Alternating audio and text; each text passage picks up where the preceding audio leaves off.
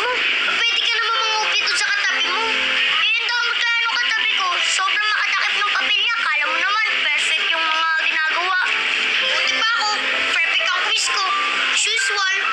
Pero bakit perfect yung quiz mo? Isabay naman tayong hindi nag-review ah. Tsaka kanina lang pinakopya sa atin yung lesson. Ganun talaga. Wala tayong magagawa. O tingnan mo pa.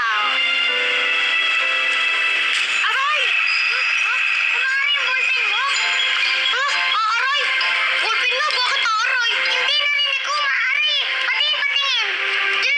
Hindi yung maaari. Yung maaari. Ano ka ba? Ay, yan yung nanay ko. Ay. Bakit na? Anong nangyari? Inaaway ka ba ng batang yun?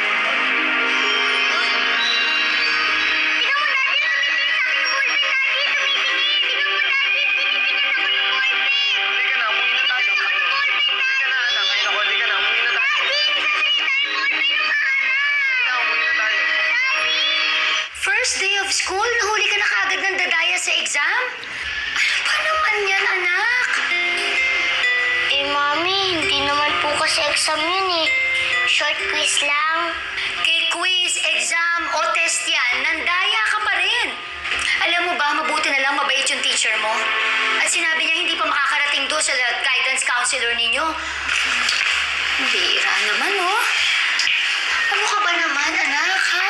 Sorry po, Mami. Hindi ko na po ulitin. Pero, Daddy, hindi niyo po ba talaga nakita nagsalita yung ballpen?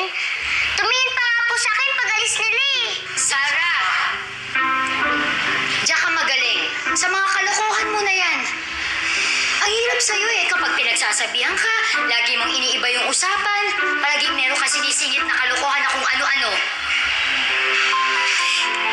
Sige na, mami. Ako na lang kakausap kay Sarah.